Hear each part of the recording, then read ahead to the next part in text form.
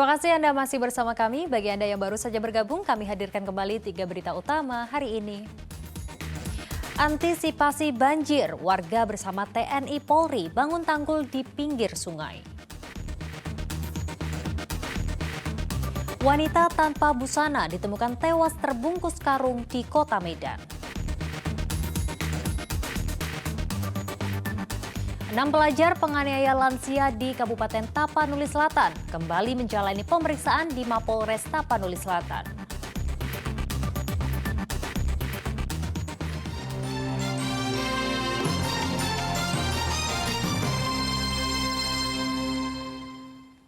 Enam pelajar yang terekam dalam video menganiaya lansia di Kabupaten Tapanuli Selatan Selasa siang kembali menjalani pemeriksaan di Mapolres Tapanuli Selatan. Dalam proses pemeriksaan kali ini, para pelajar didampingi oleh petugas Balai Pemasyarakatan kelas 2B Sibolga. Petugas Satuan Reserse Kriminal Polres Tapanuli Selatan kembali memeriksa 6 pelajar yang terekam video menganiaya lansia di Desa Panampuan Jaya, Kecamatan Angkola Timur, Kabupaten Tapanuli Selatan. Dalam pemeriksaan kali ini, para pelajar mendapat pendampingan petugas Balai Pemasyarakatan kelas 2B Sibolga. Pendampingan ini diberikan penyidik berdasarkan Undang-Undang Nomor 11 Tahun 2012 tentang Sistem Peradilan Anak. Sebab ke-6 pelaku yang terlibat langsung penganiayaan masih berusia remaja. Petugas Balai Pemasyarakatan kelas 2B Sibolga yang mendampingi para pelaku menyatakan akan terlebih dahulu mengambil langkah upaya mediasi antara pelaku dengan korban.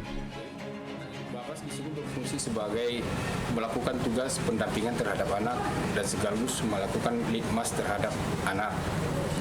Nah, nanti dalam perkara ini itu kebetulan pidana yang disangkakan terhadap anak yaitu pasal yang diterapkan itu 352 penganiayaan terkait penganiayaan ringan dan pidana penganiayaan ringan.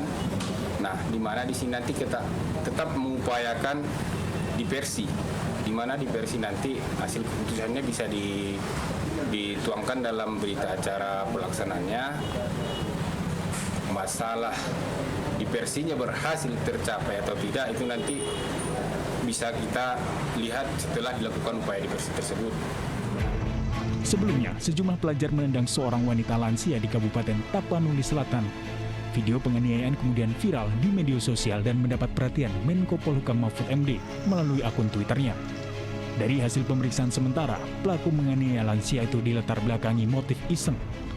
Korban Leni Nurliati Saragih, lansia yang dianiaya merupakan warga Kabupaten Simalungun. Korban meninggalkan rumah sejak 3 tahun dan mengidap gangguan kejiwaan. Pasca kejadian ini, korban Leni telah diserahkan kepada keluarganya di Kabupaten Simalungun. Tuti Alawiyah Lubis melaporkan dari Kabupaten Tapanuli Selatan.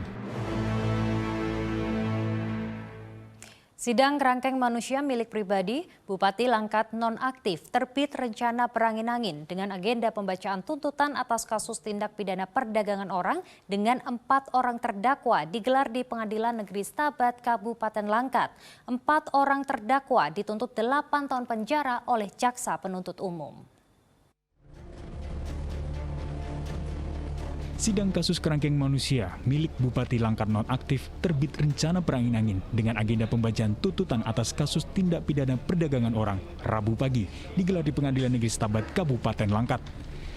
4 orang terdakwa dihadirkan secara daring dari Rutan Tanjung Gusta Medan, yakni masing-masing TUS, JS, SRP, dan terdakwa RG.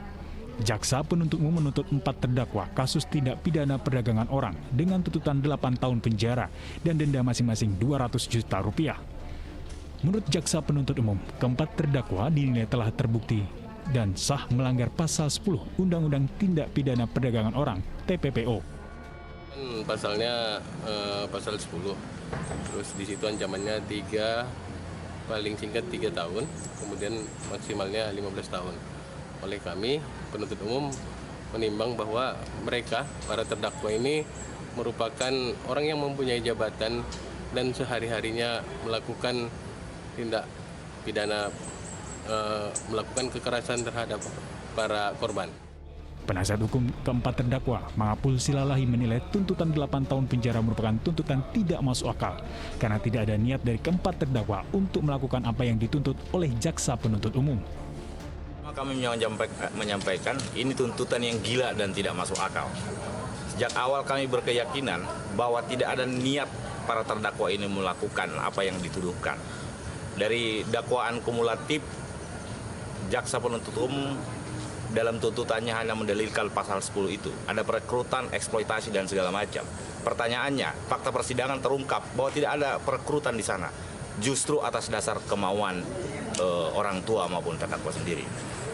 Kedua, bahwa jaksa mendalilkan bahwa mereka dipekerjakan itu juga sebagai upaya bagian dari proses pemulihan para korban narkoba ini, sehingga dilakukan aktivitas yang agar mereka tidak ingat niat awalnya untuk kembali menggunakan narkoba. Sidang akan kembali dilanjutkan pada Kamis 24 November 2022 dengan agenda pembacaan pembelaan atau pledoi. Muhammad Hamdani melaporkan dari Kabupaten Langkat.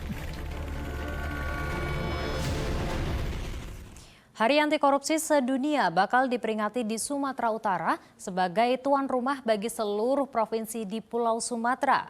Penunjukan Sumatera Utara sebagai provinsi tuan rumah Hari Anti Korupsi Sedunia justru didapat di tengah prestasi buruk, yakni pernah 5 besar daerah terkorup di tanah air. Penyelenggaraan Hari Anti Korupsi Sedunia bakal diselenggarakan di Lapangan Astaka dan Gedung Serbaguna Pemprov Sumatera Utara pada 29 hingga 30 November 2022 mendatang. Rencananya akan dihadiri oleh Ketua KPK Firly Bahuri serta 7 gubernur di Pulau Sumatera. Kepala Inspektorat Sumut Lasro Marbun menyatakan akronim Sumut yang sangat melekat dan berbau mengejek semua urusan tunai harus dihilangkan melalui peningkatan tata kelola pemerintahan yang baik dan bersih.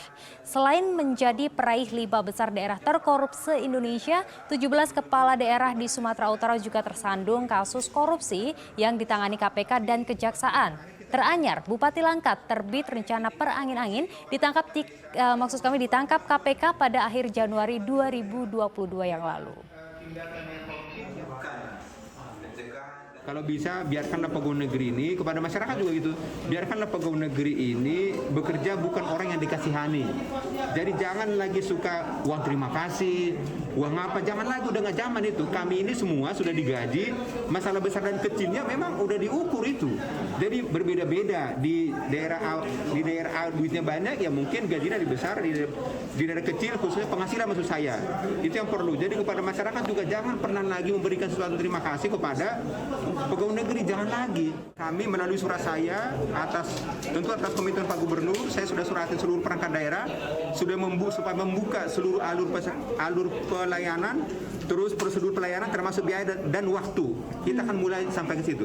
Kalau tahun 2-3 tahun ini kami hanya berkonsentrasi pada administrasi, maka 2023 dan mulai hari 2030 kita akan kepada substantif termasuk saya.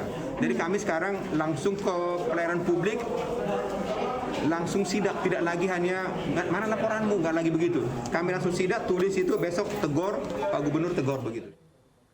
Ya, informasi tadi sekaligus mengakhiri berita Medan hari ini. Saya Dana Paramita berterima kasih atas perhatian dan kebersamaan Anda. Selamat beraktivitas dan sampai jumpa.